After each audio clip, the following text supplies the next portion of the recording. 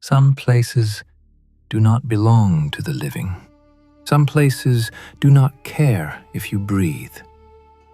The night I woke in that forest, I wasn't sure if I'd survived or just crossed over. The air was thick with death. Bodies lay around me like abandoned prayers, vultures tracing slow circles above. Beside me, my phone, $200, the last threads tying me to the world I knew. I tried to call the man who promised me Europe, but the phone died, just like everything else here. That's when I realized I was alone. No food, no water, no map, only trees that twisted like screams and shadows that followed when I walked.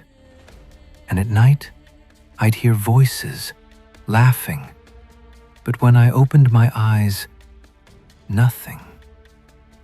By the third day, I was searching the dead for food, tearing the clean parts from bread crawling with maggots. Shame? That's a luxury the dying can't afford. On the fifth day, the forest broke open, and there it was, the Sahara.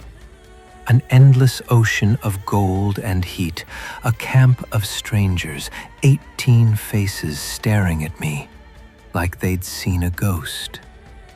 They were right. The man who entered that forest never walked out. Only my body did. When I woke in that forest, my first thought was not, where am I? It was, am I still alive? The air was thick, wet with the smell of death. Bodies rotted in silence around me, their skin paper thin, their eyes open like they still wanted to speak. Birds screamed overhead, and vultures circled in lazy, patient hunger. Beside me, my phone, $200 in crumpled notes. The only proof I still belonged to the living. I tried to call my plug, the man with the smile and the promises. The phone flickered, buzzed weakly, and died in my hand. That was the moment I realized I was alone.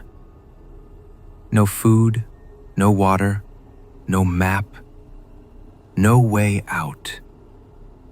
I sat in the dirt, looking up at the sky, so empty it felt like God had gone to sleep. I whispered, Lord, into your hands I commit my spirit, because I cannot do this alone.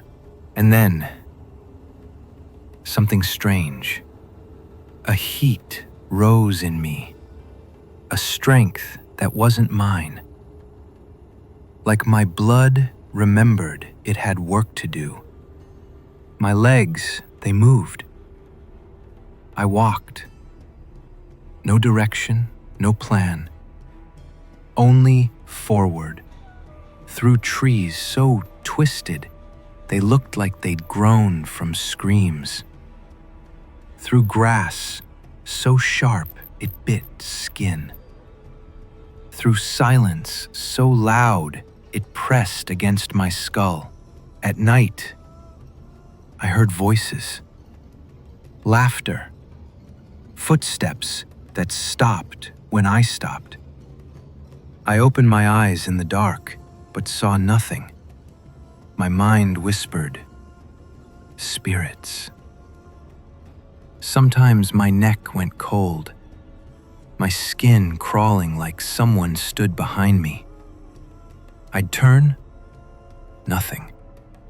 Once, I screamed into the night. The forest swallowed my voice like it was hungry. By the third day, my body was done. No food, no water, my tongue heavy, my lips cracked. Desperation does not care about dignity. I began searching the dead, opening their bags, looking for life in what they left behind. Money, water. The food was spoiled, soft with rot, alive with maggots. But if one side of the bread looked clean, I tore it away from the worms and chewed. Shame is a luxury the dying cannot afford. By the fourth day, my legs shook like they carried stones. My friends were snakes that slithered across my path and ants that crawled over my skin as I lay still. Sometimes I thought the forest spoke, a low hum in my ears, telling me to lie down, to rest forever. But I didn't stop. On the fifth day, I heard something, a deep, distant hum. Not the forest, not spirits, engines. I pushed forward and the trees began to thin. Light spilled in, the ground turned to gold, and then I saw it, the Sahara. An endless ocean of sand, the heat dancing in the air like fire, the sun pressing its full weight on my back. I stumbled forward until I saw them, tents in the distance, shadows of people moving between them. I collapsed into the camp. 18 people, boys and girls, faces burnt by the sun, eyes hollow with thirst. They looked at me like they'd seen a ghost. They were right. I had already died in that forest. Only my body had made it out. Come back to hear what Sahara Desert do with my body and my soul. This is Iter Tenebris.